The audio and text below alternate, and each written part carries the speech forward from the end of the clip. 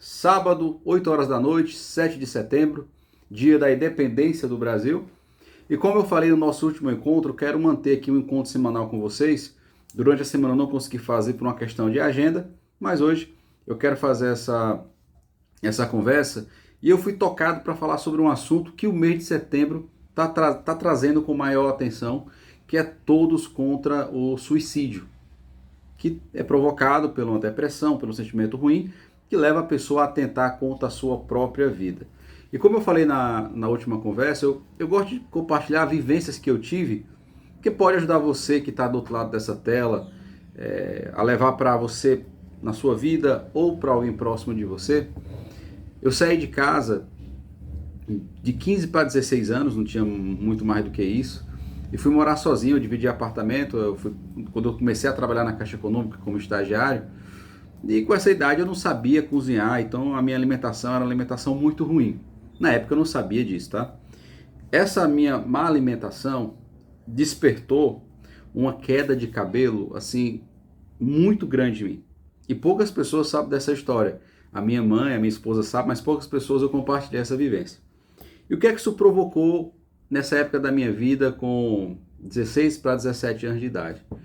Eu não entendia que era alimentação e eu comecei a achar que aquela queda de cabelo iria me deixar careca com 17 anos. Então você imagina um menino sem estrutura, morando sozinho, começando a vida com esse tipo de situação.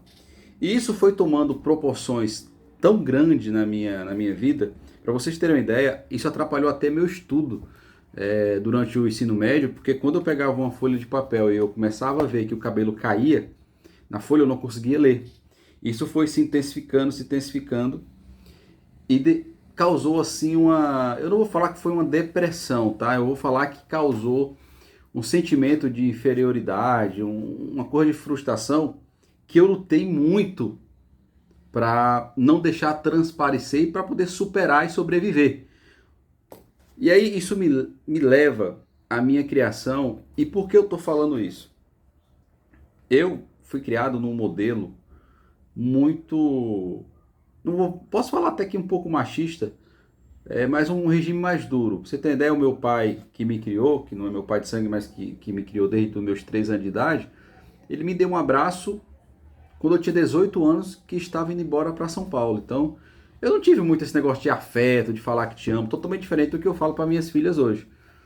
E essa falta de afeto ou desse carinho fez com que eu achasse que o sentimento que eu sentia, que era numa proporção menor, mais depressão, fosse frescura, fosse bobagem, fosse cor da minha cabeça, não fosse coisa de homem.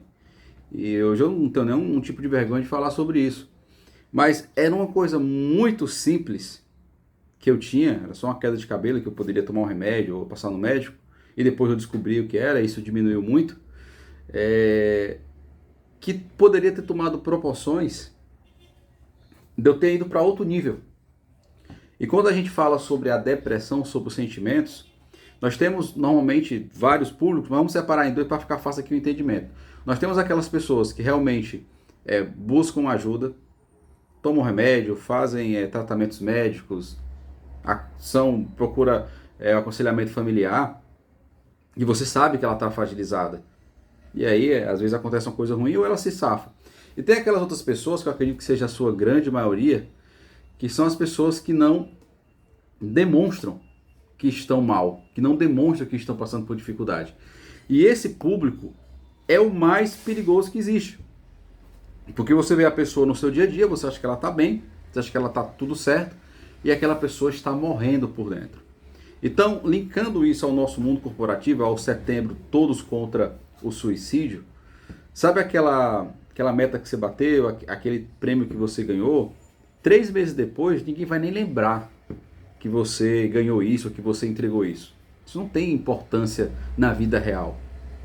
Mas sabe aqueles 10 minutos que você dedicou àquela pessoa? Sabe aquele cafezinho que você não disse uma palavra, mas você escutou o que aquela pessoa estava falando? Sabe aquele almoço que você deu um direcionamento? Esses pequenos momentos podem ter sido o divisor de águas daquela pessoa que estava do outro lado atentar contra a sua vida ou não.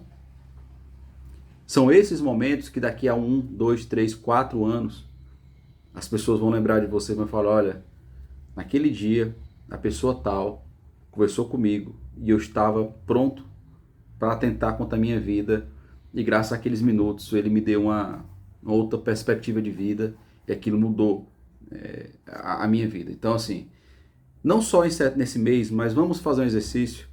Dedique um pouquinho do seu tempo a ouvir outra pessoa genuinamente, na sua essência. Sem pensar em outras coisas, mas escute. Talvez essa sua atitude faça essa pessoa mudar o rumo da vida dela. E talvez você nem fique sabendo disso. Mas busque ajudar as pessoas, porque depressão é algo sério. Os sentimentos, as pessoas, todas as pessoas, elas precisam de atenção. O ser humano não foi feito para viver isolado, ele foi feito para viver em sociedade, para viver no convívio. E a tua atitude pode salvar a vida de outra pessoa, tá bom?